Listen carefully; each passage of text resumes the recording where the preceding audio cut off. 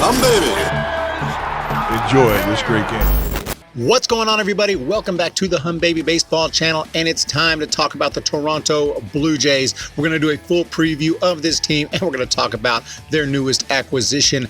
Now, there are certain teams that are obviously going for it in 2021, and there are others that are obviously not. The Padres, the White Sox, a couple examples of teams that are going for it. They are going to stop at nothing to make their rosters the absolute best that they can and make a run in 21. Add the Blue Jays to that list. We already knew the Blue Jays were heavily involved with almost every free agent, and it wasn't just for show because they just signed former first-round pick George Springer to add to a lineup that was already potent without him. Now, this is one of the scarier lineups in the game. The deal, 6 years, $150 million. That actually sounds like a pretty good deal for the Blue Jays. In his 7-year big league career, he has a .361 on base, 174 home runs, 3 All-Stars, 2 Silver Sluggers, and in 2019, the last full Major League season, he hit 39 bombs, .292 average, .974 OPS. Springer is an absolute superstar. He is the one that the Blue Jays wanted. They have landed him. Look out for the Jays in 21. We'll get into it in more detail, and let's start with that lineup. And Springer, he's a perfect fit for a young Blue Jays team.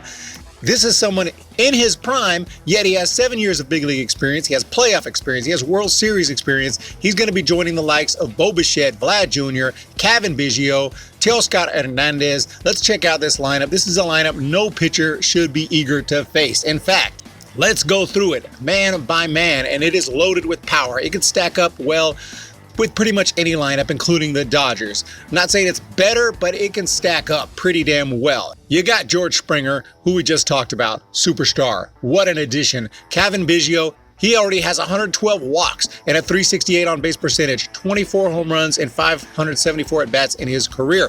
Very young, very exciting, very powerful. He's going to probably develop even more power as his career progresses.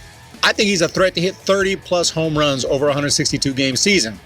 And he brings defensive flexibility. He can play pretty much anywhere, outfield, infield. Then there's Bo Bichette. He hit .311 in 2019. He hit .301 in 2020. In other words, he's a .300 hitter. He can also work the count. And then you have Teoscar Hernandez. He had a monster 2020, 16 home runs and just 190 at-bats. 16 doesn't sound like a lot, but then you remember, oh, wait a minute, 60-game season. 16 is a lot. Big power to the middle of that lineup. He was the big power man, but now you're adding Springer to the lineup. This lineup is just full of power. Guerrero Jr. is another big name, and despite not exactly tearing it up over his first 2 seasons, people have to remember he just turned 20 years old. Advanced stats show he hits the ball hard. He just hits it into the ground too much. Just needs some slight adjustments, some experience, and it can make a huge difference. But even if we are to expect what we've seen, he's still going to hit you 20 home runs over a full season, and he's going to have a good on-base percentage of at least .330, maybe .340, maybe higher. The potential is there, though, and I think he'll even do better. I think we're going to see some big improvements in 2021 from Vlad Jr. And then you got Gurriel Jr., another guy who hit over .300, and he's got 42 career bombs in just 771 at-bats. Good power, and the power keeps going. Rowdy Tellez, 33 bombs in 553. Again, not much experience, relatively inexperienced big leaguers. But they've all been solid, if not excellent, throughout their careers, and they bring a mix of power, ability to get on base, decent, if not superior defense. And then at catcher, they got depth. Yes, Danny Jansen hasn't been that great. He has shown some promise in the minor leagues. The Blue Jays seem to like him, but they got Alejandro Kirk, who showed ridiculously impressive skills with the bat in 2020, a small sample. But then they got Reese McGuire. They got number 8 prospect Gabriel Moreno. They are very deep at catcher. They have options. Even if that's their weakest position, they're still extremely deep. They got options there. And it could turn out to be one of their better positions if one of these guys, if one of these youngsters turns out to be really good. So who knows? I'm just saying that this lineup just doesn't stop. So there you have it for the offense. Let's jump into that rotation. By the way, they just reportedly signed Tyler Chatwood as I'm making this video, so we'll talk about him a little bit. But the first thing I really think about is Robbie Ray, a guy who could be 4th or 5th in the rotation, yet he has a career 11.1 strikeout per 9 ratio, 4.26 ERA. He re-signed earlier this offseason. I think it was a huge re-signing. They had traded for him mid-2020. Because Ray was just terrible with the D-backs in 2020. He had no idea where the ball was going.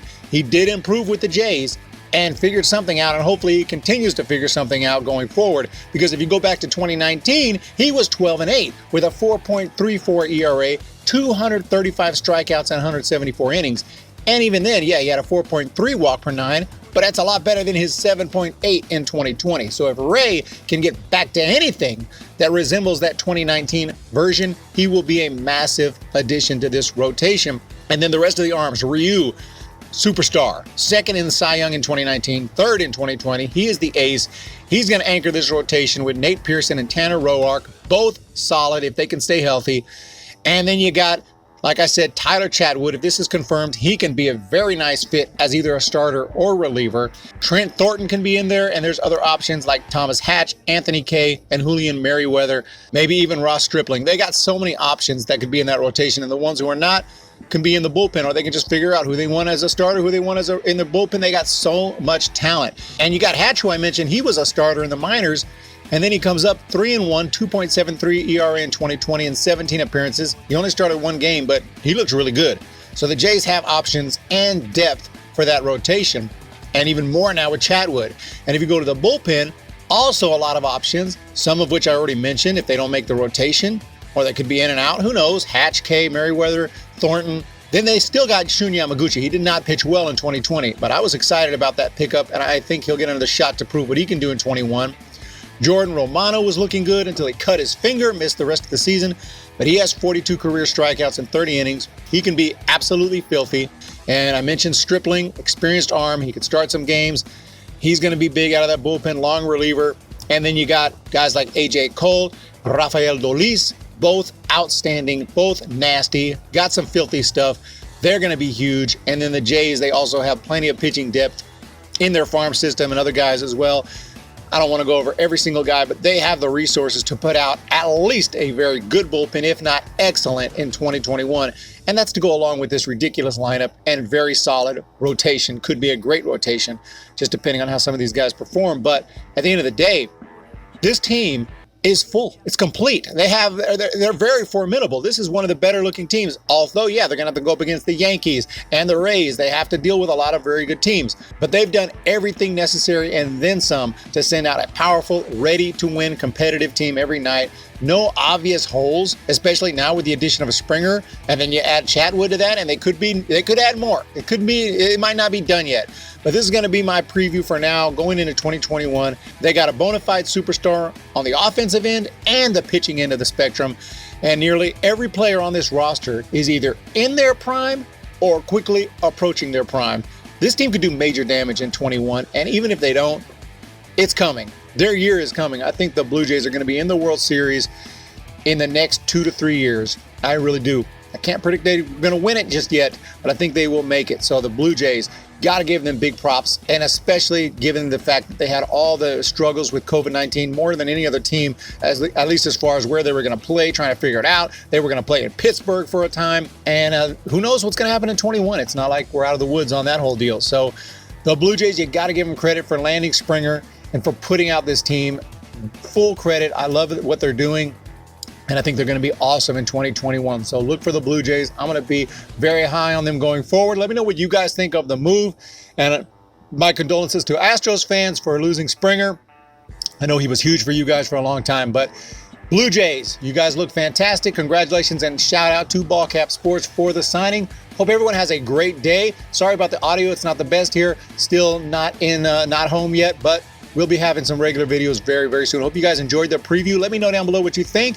Hit that subscribe button, hit that thumbs up button. We'll talk to you next time. See ya. When the Giants come to town, it's bye-bye, baby. Every time the chips are down, it's bye-bye, baby. History's in the making at Oracle Park.